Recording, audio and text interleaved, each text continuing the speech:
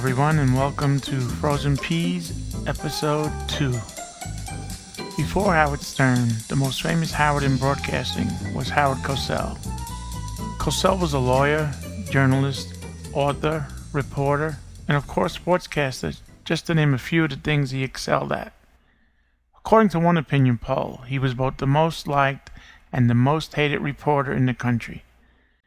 Cosell was born as William Howard Cohen in Winston-Salem, North Carolina in 1918. He was raised in Brooklyn, earning a law degree from New York University. He got his start in broadcasting in 1953.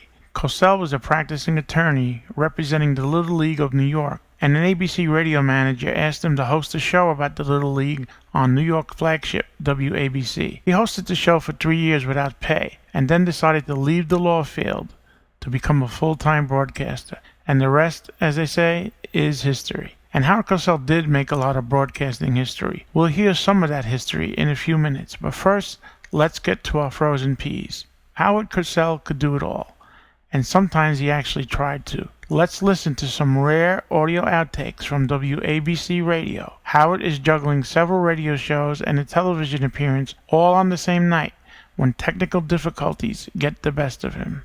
Baseball being light years ahead in its handling of the drug problem. Of course, there is a plethora of, what are you doing to me?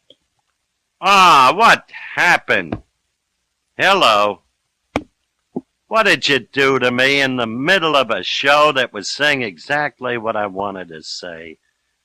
Why? It's only radio. It's so simple.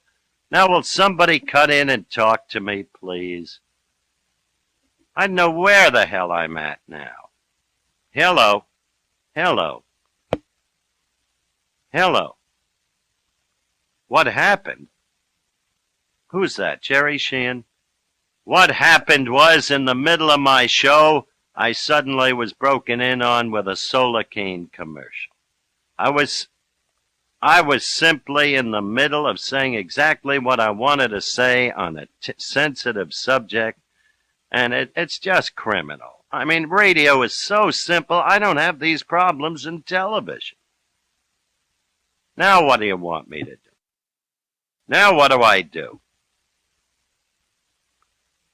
Jesus Christ! I give up.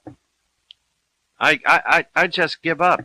I quit. I'm going to call Ed McLaughlin right now. Can somebody talk to me? I just got Pennzoil. Is there anybody there that can talk to me? Answer me. Before I call the president of the radio network. I guess not. It is simply unbelievable. Simplest thing in the world. Hello. Yeah. Hello again, everyone. Howard Cosell, speaking of sports. Thank you very much. This is Howard Cosell for American Contemporary Radio. Go ahead, Peter. This is Pete Axtell from Newsweek magazine. Elizabeth Coleman from Newsweek. It's unbelievable. It's a simple radio show. Excuse me, one of the mics seems to be very noisy, and rather than record the show with all the noise, I'd like to try and get him to switch that mic. Well, I don't care what he does, but I am in a desperate time situation, so is Mr. Axtell. I'm going to have to stop the show in order to do the network show. Go back to this show, and then do the local show, and then get to 66th Street to do television. I understand that. I'm trying to get him going as quickly as I can. Well, let's change the microphone then. Well, I'm trying to get him to do that. I mean, this is ridiculous. It's a radio show. It ain't a 1-hour television spectacular. This is Howard Cosell for American Contemporary Radio. Thank you. Do you think Eubank was wrong in doing it, or just in the way he did it? Well, he's certainly wrong in the way he did it. Yeah. And my talks with Namath and Hudson and Grantham and Lamont and Dave Herman. Sorry, Howard, please bear with me. Yeah, but, I'm running out of time, and so is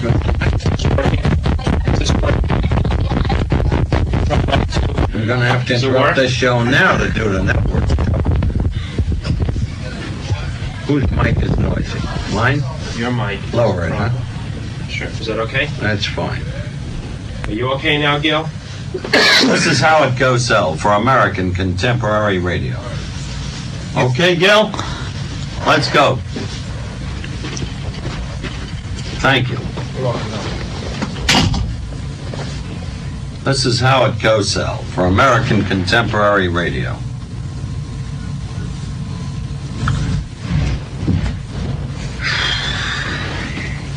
Yes, this is Pete Axtell, Newsweek magazine.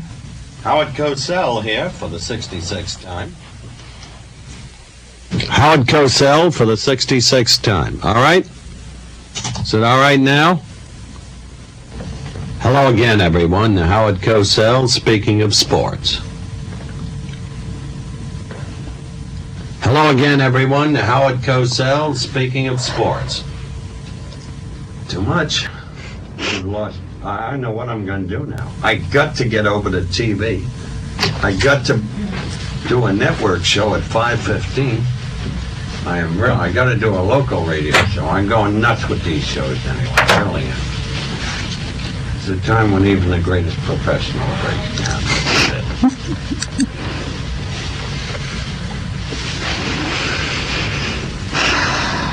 What's the problem?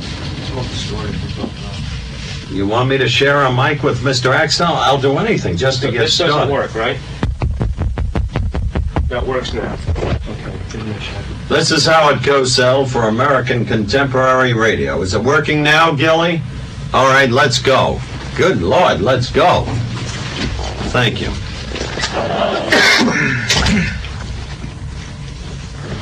What? It still sounds bad? I thought you said it was working all right. Is it working all right or not? If not, I'll share a microphone with Mr. Axtell. I have no more time. God damn it. Since Howard Cosell was such a busy guy, he often did his radio broadcasts from a small studio in his New York apartment. Well, the technical gremlins followed him home. Howard? Yeah? We aren't quite prepared to take you in now. Is it at all possible that we can do all three at 7:20? I've got a train to make. That's why this was set up last week. I'm doing Philadelphia. Now, who goofed? I've got to know. Ken Coughlin set this all up last Wednesday. If he... Record the first one and get it out of the way. If you close it, you have to wait, that's all. All right, we'll put up a tape. It's all right to say I'll have to wait, that's all. But if I miss my train and miss a television network assignment, then it's not going to be that's all. Now, I've got to know who goofed. I have no idea, Howard. Stop arguing and get it done. At any rate, we're putting up the first tape. We'll do the first show.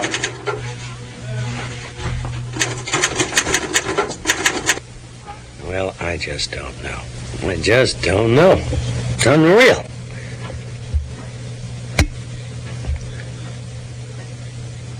What show are you putting up? Yeah. We're putting up the net show for 8:25. For this morning. Yeah. That's the show I was supposed to do at 7:20. All right, let's do that one.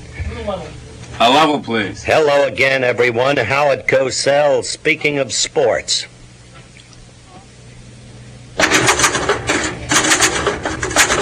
All right, let's go. Hello there. What's that? I can't hear you. He'll be right with you, Howard.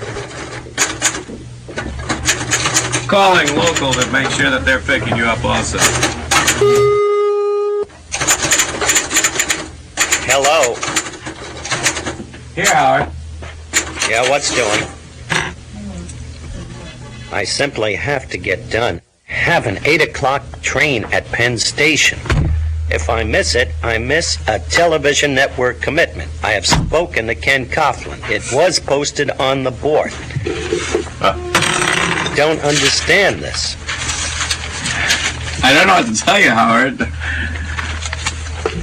Ken Coughlin was personally over there last night to make sure that this would be properly done. Ready? Okay, we're ready for net this afternoon. Okay.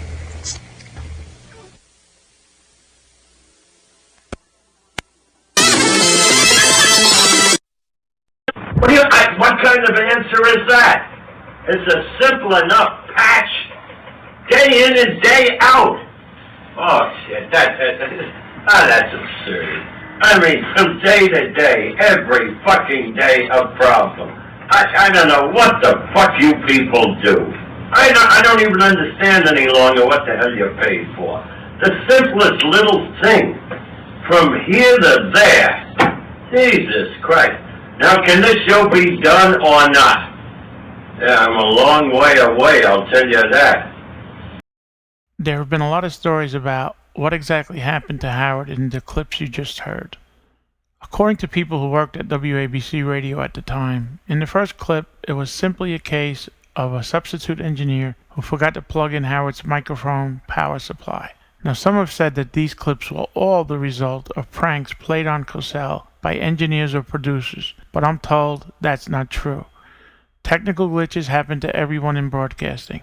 That's just the way it is, to paraphrase Cosell. Before we go, I want to play 3 more clips for you, but these are not frozen peas. Howard Cosell could do play-by-play in any sport, but he was most closely identified with boxing.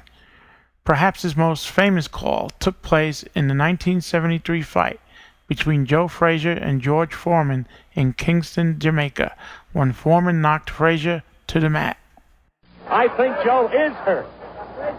Angie Dundee, Ali's trainer, right next to me, is saying it. You may hear him. Down goes Frazier!